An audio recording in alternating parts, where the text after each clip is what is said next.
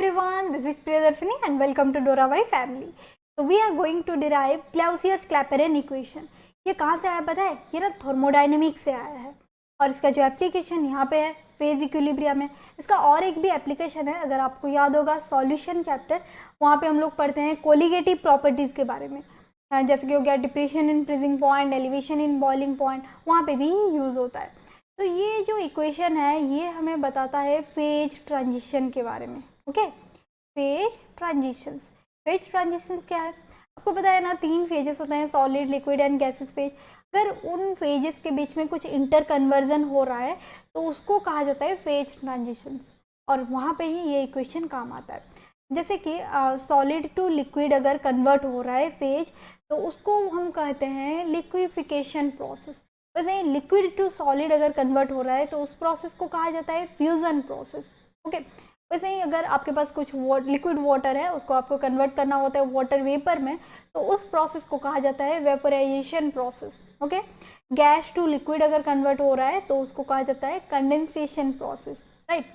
वैसे solid to gas अगर convert हो रहा है without undergoing the liquid phase, तो उसको हम लोग कहते हैं सब्लिमेशन प्रोसेस। ओके, जैसे कि इसका एक एग्जांपल दूंगी मैं। आपके पास अगर नैप्थेलिन है और नैप्थेलिन को अगर आप बाहर रख दें तो वो डायरेक्टली गैस बन जाता है। ओके, उसका लिक्विड फॉर्म नहीं होता है, तो उसको हम लोग बोलेंगे सब्लिमेशन प्रोसेस। उसका जो उल्टा है उसको कहेंगे डिपोजिशन प्रोसेस। तो ये जितनी भी फेज ट्रांजिशंस हैं उन सब में ये क्लाउसियस-क्लैपेरॉन इक्वेशन एप्लीकेबल है। कोई भी ट्रांजिशन आप उठा लें तो उसमें ये उसको लेके हम क्लाउसियस-क्लैपेरॉन इक्वेशन डिराइव कर सकते हैं। ओके, और एक भी फेज ट्रांजिशन होता है अगर आप 2 क्रिस्टलाइन फॉर्म आपके पास है और उनमें इंटर कन्वर्जन हो रहा है, suppose sulphur rhombic two sulphur monoclinic, ये भी एक क्रिस्टलाइन फॉर्म है। ये क्या है? क्रिस्टलाइन फॉर्म है। ओके, क्रिस्टलाइन फॉर्म है, ये भी है क्रिस्टलाइन फॉर्म। तो क्रिस्टलाइन फॉर्म ऑफ सल्फर है, तो उसमें भी हम लोग ये इक्वेशन अप्लाई कर सकते हैं। ओके, तो हम लोग अभी क्या करेंगे, एक इन जनरल सिचुएशन को लेके इसको डिराइव करेंगे। सपोज मेरे पास कोई एक सब्सटेंस है और वो ना 2 फेजेस में है, जैसे कि phase A and phase B, इन दोनों में ये प्रेजेंट है। ओके, फेज बी, तो इसको मैं पिक्टोरियली रिप्रेजेंट करती हूँ। सपोज ये वाला एक क्लोज्ड कंटेनर है, ये वाला मेरे पास फेज ए है और ये वाला है फेज बी। ओके, ये क्या है? फेज ए और ये है फेज बी। ओके, ये जो 2 फेज है ना, ये इनमें से कोई भी हो सकता है। ओके, तो phase A and phase B में जो टेम्परेचर है वो टी है और प्रेशर जो है पी है, मतलब वो सिस्टम का ही टेम्परेचर एंड प्रेशर है। ओके, तो इन सारे मॉलिक्यूल्स के पास कुछ फ्री एनर्जी होगा जिसको कि हम लोग कहते हैं गिब्स फ्री एनर्जी। तो पता होगा थर्मोडायनेमिक्स में हम लोग पढ़े हैं गिब्स फ्री एनर्जी। जो गिब्स फ्री एनर्जी है वो ना वो हमारी फेज ए के लिए जी ए है एंड फेज बी के लिए जी बी है। ओके, सपोज ये कंसिडर करते हैं। तो जो चेंज इन फ्री एनर्जी है, चेंज इन फ्री एनर्जी को हम लोग क्या कहते हैं? Delta G. Change in free energy जो है उसको कहा जाता है डेल्टा जी। और डेल्टा जी का 3 कंडीशंस आता है, जैसे कि डेल्टा जी पॉजिटिव हो सकता है, डेल्टा जी नेगेटिव हो सकता है, या फिर डेल्टा जी 0 हो सकता है। अगर पॉजिटिव होता है तो उसको कहा जाता है स्पॉन्टेनियस प्रोसेस। ओके, जो कि बहुत फेवरेबल है। सॉरी, पॉजिटिव होता है तो उसको हम लोग कहते हैं non spontaneous process, and negative होता है तो उसको कहा जाता है spontaneous process. Spontaneous process favourable one है एंड नॉन स्पॉन्टेनियस वो अनफेवरेबल है। और जब भी delta G change in free energy 0 होता है उसको हम कहते हैं इक्विलिब्रियम पोजीशन में है सिस्टम। ओके, तो हम लोग कंसिडर किए हैं एक इक्विलिब्रियम सिस्टम। तो यहाँ पे क्या होगा? डेल्टा जी 0 होगा, ऑब्वियसली 0 होगा। तो वहाँ पे मैं बोल सकती हूँ my delta G B minus G A will be equal to 0। आप जी ए माइनस जी बी भी कर सकते हैं, जी बी माइनस जी ए भी। तो I can say that G A is equal to G B. जो फेज ए में Gibbs free energy है वो फेज बी में भी उतना ही अमाउंट का गिब्स फ्री एनर्जी है। ओके, अभी ना मैं क्या करूँगी, मान लो इसका जो टेम्परेचर और प्रेशर में कुछ चेंजेस लाऊंगी। ओके, टेम्परेचर एंड प्रेशर में कुछ चेंजेस लाऊंगी तो सिस्टम में क्या होगा, सिस्टम में अभी अकॉर्डिंग टू ली चैटरस प्रिंसिपल ये अभी भी इक्विलिब्रियम में रहने के लिए चाहेगा। ओके, ली चैटरस प्रिंसिपल यही कहता है। तो इसमें ना कुछ इक्विलिब्रियम पोजीशन को मेंटेन करने के लिए अभी फिर से गिब्स फ्री एनर्जी में कुछ चेंज आएगा। ओके, लेकिन लेकिन लेकिन वो चेंज होने के बाद भी ये इक्विलिब्रियम पोजीशन में रहेगा, ऐसे ही कुछ इस तरह से चेंजेस आएगा। तो मैं बोल सकती हूँ if temperature and pressure changes, okay, change किया जा रहा है तो क्या होगा, there will be change in gives free energy। Okay, change in मैं सिर्फ जी लिखती हूँ, ठीक है।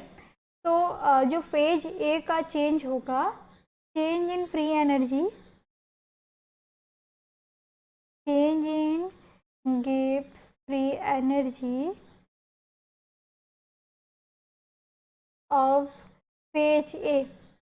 फेज ए का पहले से था जी ए, अभी कुछ चेंजेस आया तो बहुत थोड़ा चेंजेस, तो उसको हम लोग बोलेंगे डी जी ए। ओके, वैसे ही चेंज इन गिव्स free energy of phase B अगर मैं लिखती हूँ तो वो क्या बन जाएगा, G B plus d G B. Okay, लेकिन अभी भी मेरे सिस्टम इक्विलिब्रियम में ही है।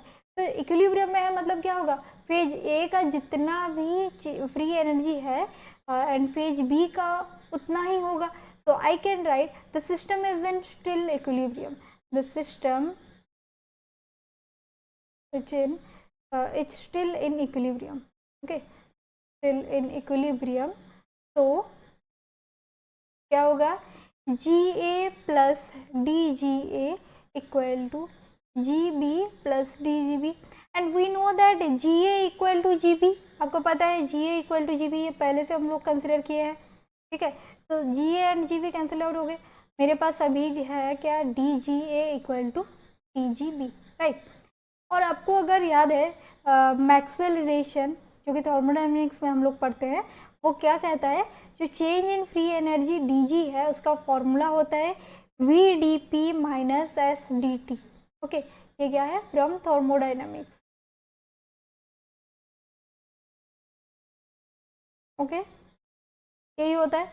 तो इसको ना अभी हम लोग यहाँ पे सब्स्टिट्यूट करेंगे तो ये क्या बन जाएगा, अगर मैं फेज ए के लिए लिखूंगी ये इक्वेशन, ये बन जाएगा वी ए डी पी, क्या था वो, V d P minus S D T, V A D P minus S A D T will be equal to V B D P minus S B D T, right. अभी मैं क्या करूँगी, v वाले terms को एक side रखूँगी and dt मतलब S D T वाले टर्म्स को एक साइड रखूँगी। तो ये क्या हो जाएगा, V A D P minus V B D P will be equal to S A D T minus S B D T, right.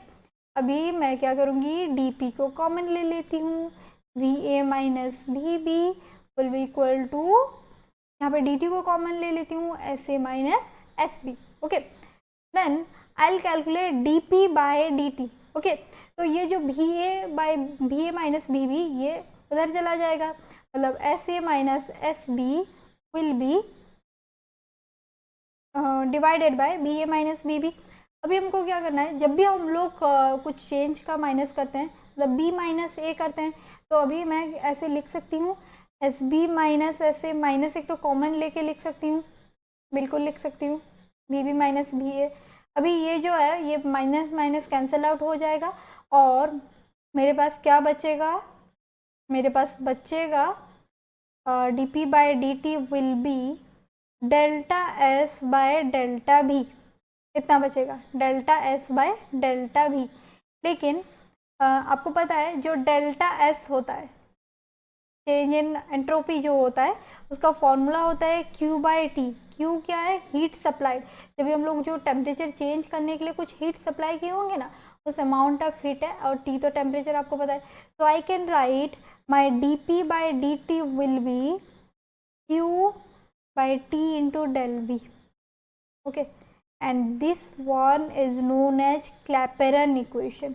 This is equation 1, which is Clapeyron equation. Okay, इतना था Clapeyron equation. अभी ना suppose हम लोग consider करेंगे एक system जहाँ पे कि सपोज मैं मान लेती हूँ, यहाँ पे मैं बनाती हूँ, सपोज मेरे पास एक सिस्टम है जहाँ पे कि लिक्विड एंड वेपर है. क्या है? लिक्विड और यहाँ पे कुछ वेपर्स हैं. ओके, सपोज आपको कंसिडर करना है ये क्या है? लिक्विड है और वेपर है और दोनों ना इक्विलिब्रियम में ही है. तो आपको लिखना है suppose the system consists of water in two phases that is liquid and vapor in equilibrium with each other. Okay, तो इसमें क्या होगा?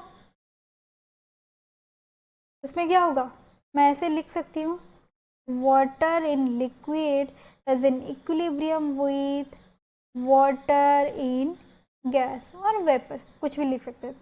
तो यहाँ पे ऐसे मैं लिख सकती हूँ ये वाला इक्वेशन जो है, जो dp by dt equal to q by t, जो चेंज इन हमारा जो भी है, चेंज इन वेपर प्रेशर जो होगा, और सॉरी चेंज इन वॉल्यूम जो होगा, वो क्या होगा?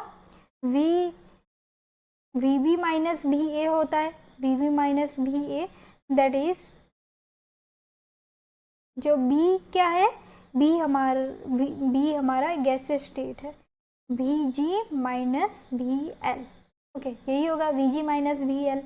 Okay, hence dP by dt will be delta H vaporisation into जो P नीचे था वो ऊपर आ जाएगा. ठीक है, अभी T into RT by P था ना, वो P ऊपर चला गया. Okay, so I can simplify like dP by dt equal to delta H vaporization into P divided by RT square.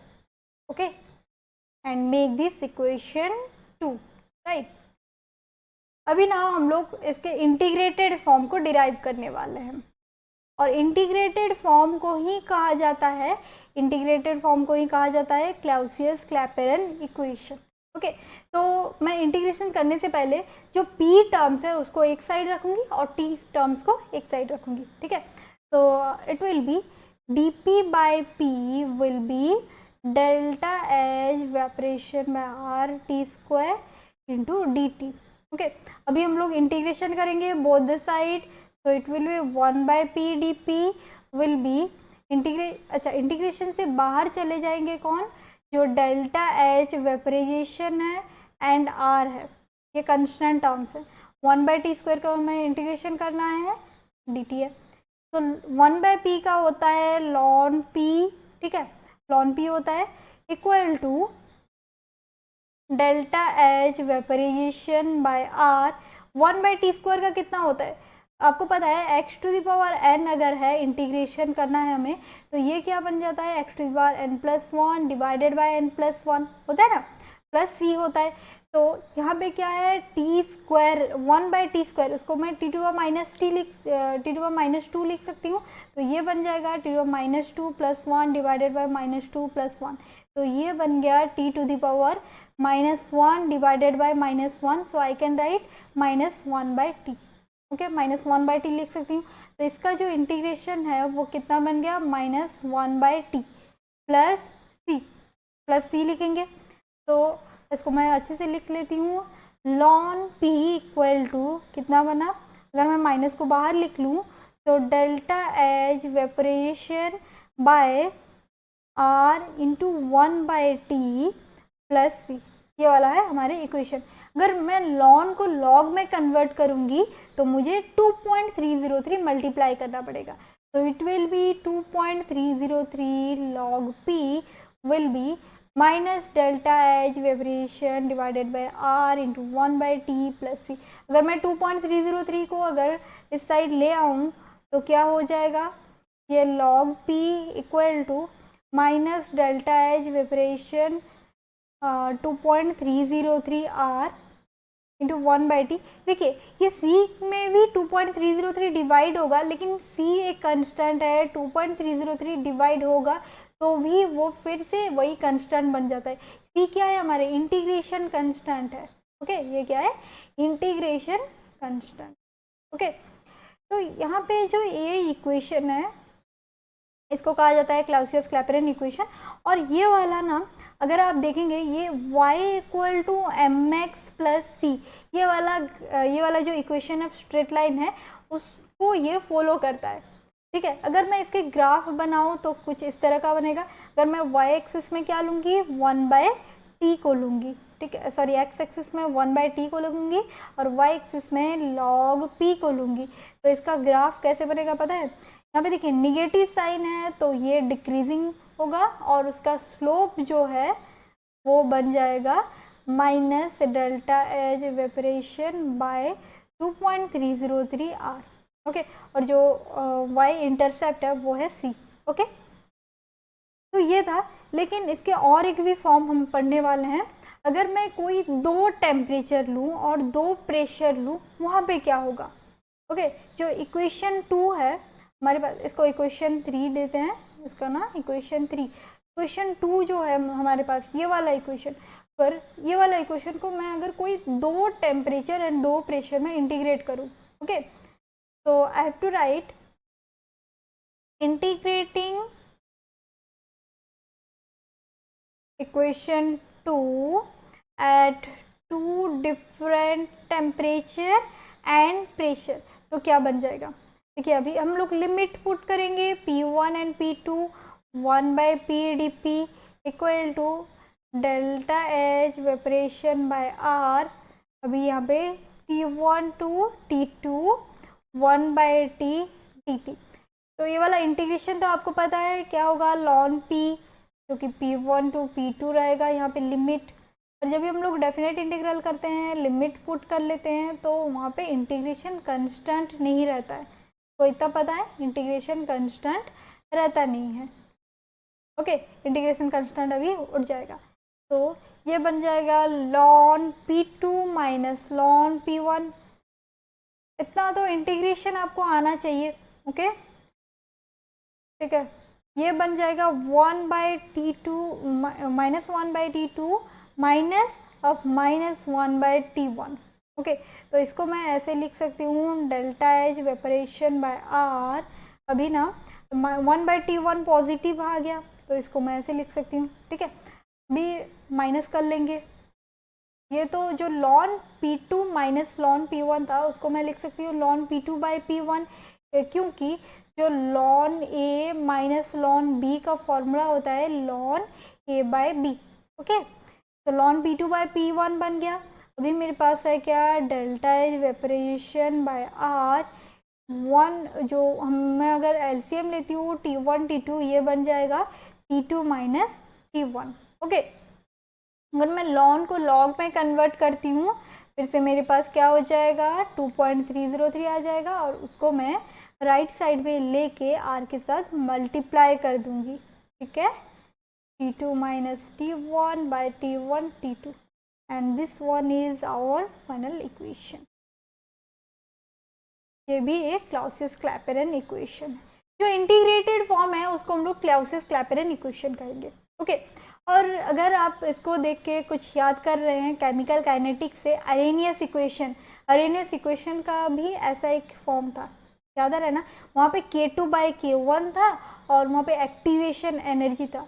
तो ये भी वैसे ही टाइप का है, लेकिन यहाँ पे हम लोग चेंज इन प्रेशर को रिलेट कर रहे हैं, चेंज इन टेम्परेचर एंड और वहाँ पे क्या डाल रहे हैं, डेल्टा एच वेपरेशन का यूज कर रहे हैं। ओके, तो ये था हमारा क्लाउसियस क्लैपेरन इक्वेशन।